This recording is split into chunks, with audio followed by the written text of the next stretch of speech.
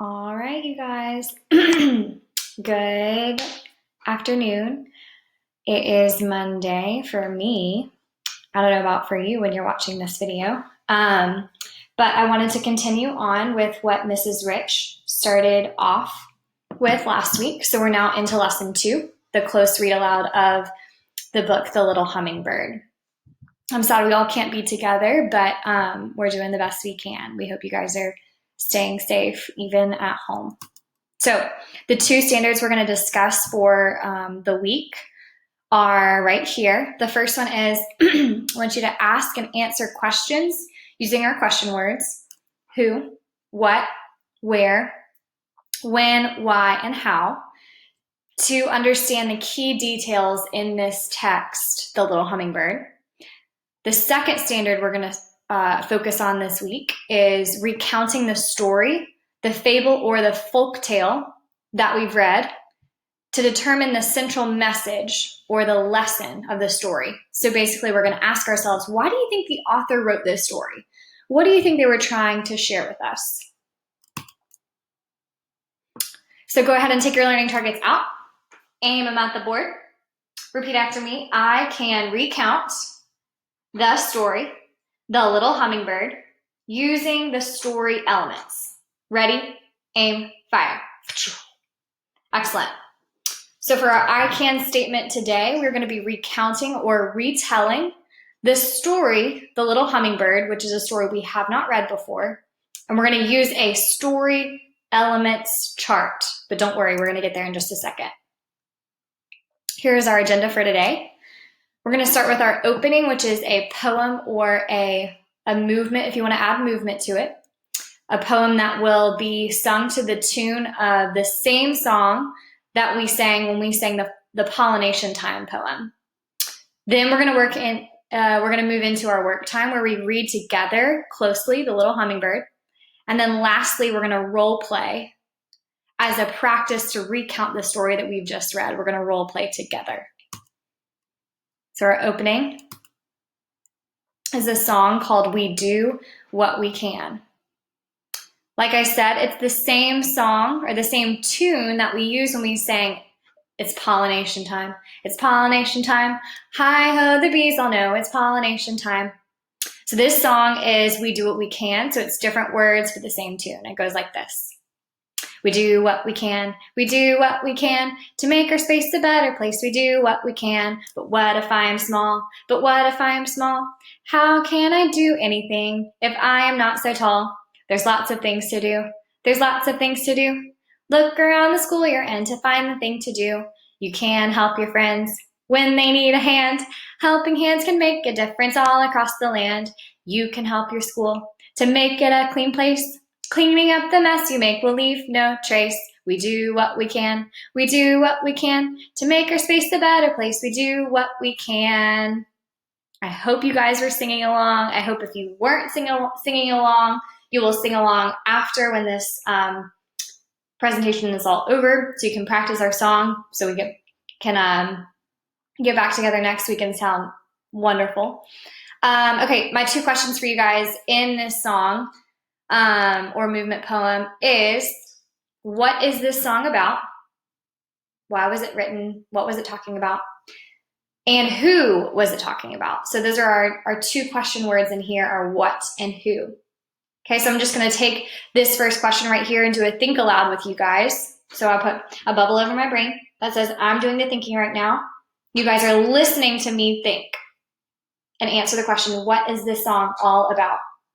Okay, now if I don't know the answer off the top of my head, if I don't really remember, something I can do, I know that I can do that I've learned in school, is I can go back and read the text. And the text is right here. Okay, so I kind of reread the text to see, what is this song all about? How can I come up with an answer for Miss Montague? I got to read back over. Okay, it says we do what we can. We do, what does that mean? To make our space a better place, we do what we can. Wonder what space they're talking about. I can even ask myself questions. But what if I am small? But what if I am small? How can I do anything if I'm not so tall? There's lots of things to do. There's lots of things to do. Look around the school you're in to find the thing to do. Okay, so I'm if I'm reading this over to try and answer this question, I'm making a connection between looking around the school that I'm in and making that space a better place. So that makes me think that this song is all about making the spaces around us better. And who is it talking about? Well, even people, it says, even if I am small, so even if maybe I'm young, that still doesn't mean I don't have anything to contribute to the space that I'm in. So this poem is talking about people young and people old coming together and making the space around them a better place.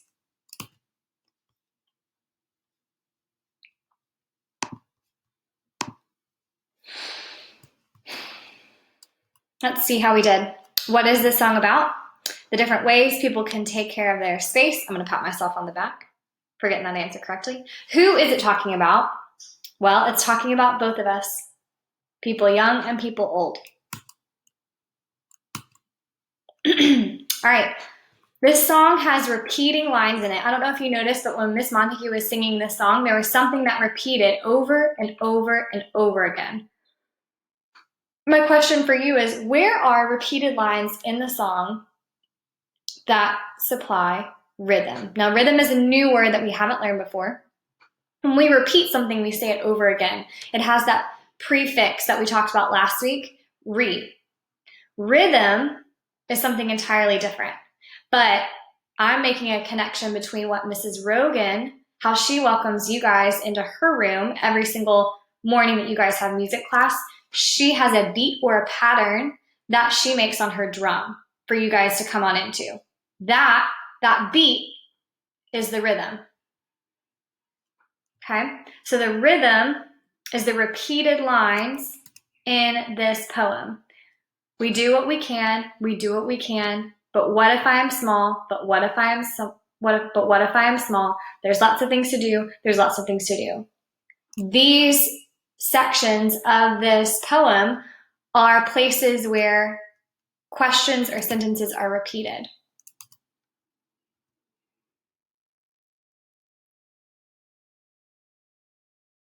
Now, this time around, we just sang the song together. Next time around that we meet, you guys will create some motions to go along with some hand motions to go along with this poem as well. All right, we're going to move into our work time, where our new learning target has to do with the read aloud that we're going to be doing together. So we're transitioning from learning about things that repeat and rhythms in a poem to being able to recount the story we're going to read together today using our story elements chart that I told you guys we were going to get to. Now, when I say story elements, I mean very particular things. So put your ear up close to the screen so you can hear me a little bit better. There are 4 story elements that we're going to be talking about today. The first is the characters. The second is the setting. The third is the problem or the challenge. And the fourth is the solution. And when I say recount, like we talked about earlier, I mean that you're going to retell this story with only the important details to your neighbor or to somebody at home. So let's go ahead and read closely this little hummingbird so we can meet this learning target. Here is the mental picture I want you guys to have of the chart that we're going to fill out for the little hummingbird. So you see here our important story elements we've got the setting, the main character, the problem or the challenge, the response that those characters make to that problem or challenge, and then the resolution. How is this problem solved? Not today, but later on we'll get to what lesson or central message in this story we've learned about. But we're going to stop right there, and our learning target just has to do with recounting the story using those story elements. So let's go ahead and get started. A little bit later on, after we read this story together, we're going to be acting out an important part of the text. So we're going to put all of the most important things together, and we're going to come up with some hand motions or maybe even some character role play elements so that we can help ourselves remember and recount and retell the most important things about this story. Okay? And this all kind of falls underneath our close readers do these things anchor chart. It's hard for us to do all of these at one time, but we're going to pick one to focus on. We're picking this one right here, act out important parts of the text. So let's go ahead and get started, okay? I'm going to read The Little Hummingbird, and I'm going to focus on reading it fluently for you guys. And I trust you know what that means. So here is the story. It's another teacher reading the story. The Little Hummingbird. Here is a story of the great forest that caught on fire. The terrible fire raged and burned. All of the animals were afraid and fled from their homes. The elephant and the tiger ran, the beaver scurried, and the frog leapt away. Above them, the birds flew in panic.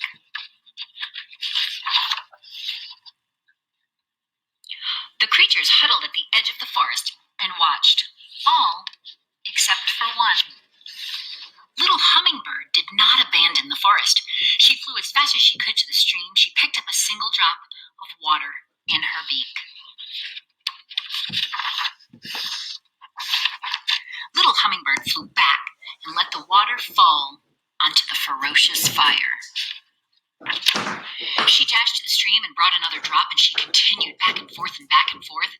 The other animals watched Little Hummingbird, and they were frightened. "What can I do?" sobbed Rabbit. "The fire is hot and I am scared." "The fire is so big," howled Wolf, "and I am so small. I can't do anything about this fire," croaked Frog. "My wings will burn," cried Owl. Little Hummingbird continued her work. She flew quickly, picking up more water and putting it drop by drop onto the burning forest. Finally, Big Bear said, "Little Hummingbird, what are you doing?" Little Hummingbird looked at the other animals. She said, "I am doing what I can."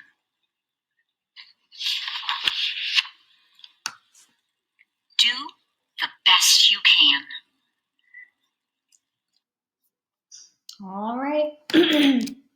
Some inspiration from our hummingbird friend. Head back and make this full screen. All right. I think she did a pretty great job reading this smoothly, reading it with expression, reading the words correctly. All right. So let's go ahead and ask ourselves, what was the gist? What was the gist of this text? What was it mostly about? I want you guys to think to yourself. Maybe tell someone at home.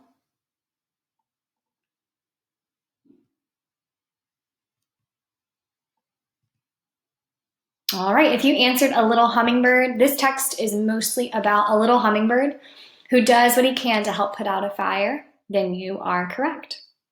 You're now going to get to act out the story of the little hummingbird at home with someone who can be your audience. But I want to make sure that we've got the most important story elements before you move on to recounting the story, so that you make sure that you know the beginning, the middle, and the end before you retell it to someone else. So here we go.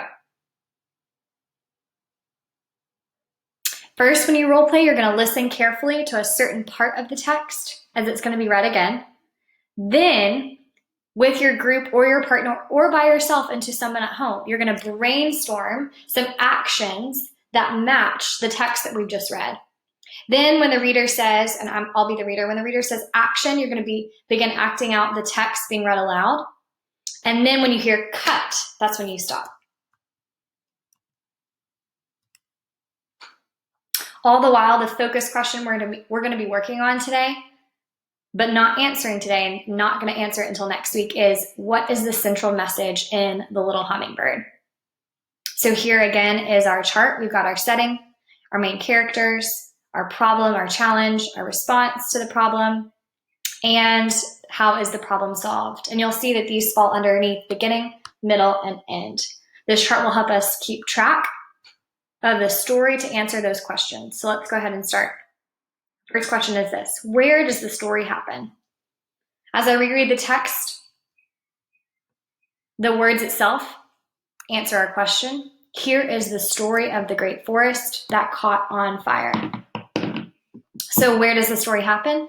Well, it happens in the great forest.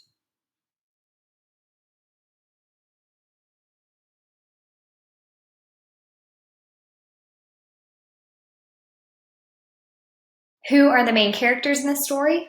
What is the problem in this story?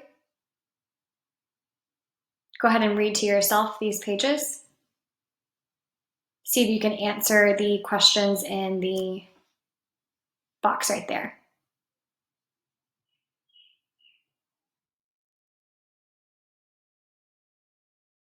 All right, let's see. Where do we get those answers? Who are the main characters in this story? The terrible fire raged and burned. I'm getting that answer from both the pictures and the text.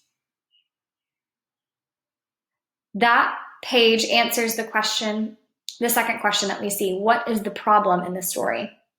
The next page says this: all of the animals were afraid and fled from their homes. The elephant and the tiger ran. The beaver scurried and the frog leapt away. Above them, the birds flew in a panic.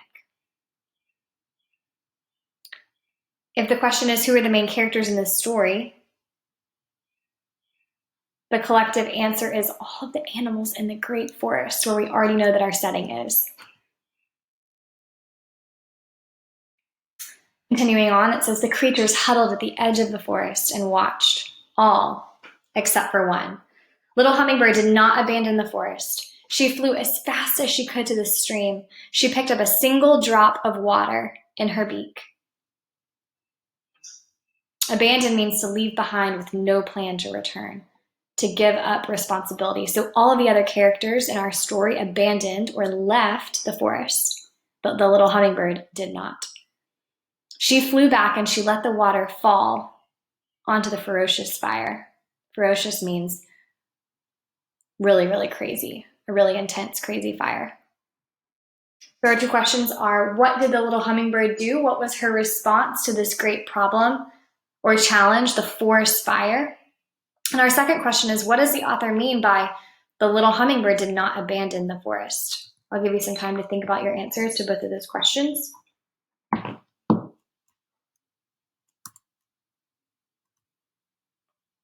All right, the answer for the first question, what did the little hummingbird do? Well, she flew to the stream, she picked up some water, she put it in her beak, and then she dribbled it or dropped it over the fire that was raging over the forest. The answer for the question, what does the author mean by the little hummingbird did not abandon the forest? It means that we just learned that the word abandon means to leave behind. The little hummingbird did not leave behind the forest, but instead she took care of it. She used one of our habits of character, responsibility. She took responsibility for the forest, which was her home, and she watered it. We will read pages 10 and 11 next time all together to help us answer the final questions. How is this problem solved? And our central message of our story.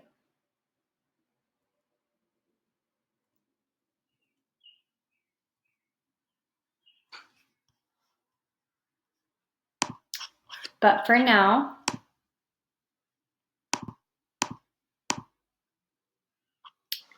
I want you to go through a pinky partner protocol with somebody at home, okay? So if you were going to act out this text with somebody at home, I want you to think about the actions and maybe brainstorm together. Go back and watch the video or go back and reread the pages in each one of these slides to help you figure out what was the beginning, what was the middle, and what was the end, and what actions can you put together to retell or recount that story to Miss Montague, to a friend, or to a neighbor. So your directions are to work with a partner, find your pinky partner, move to a calm and quiet space in your house, share your ideas with a partner, and if you need to go back and rewatch the video or reread the story, you may do so. And then either film yourself recounting the beginning, middle, and end of the story and sending it to Miss Montague, Miss Rich, or Miss Shevitz. Or have your parents and your friends at home be your audience and to recount the story to them. But that's all we have time for today. Get excited for next week as you talk about the central message or the theme or the lesson of the story that we've learned. about our pollinator, the hummingbird, doing what she can to take responsibility for her place, the place that she calls home. All right, you guys. We love you guys. We miss you, and we hope to see you soon.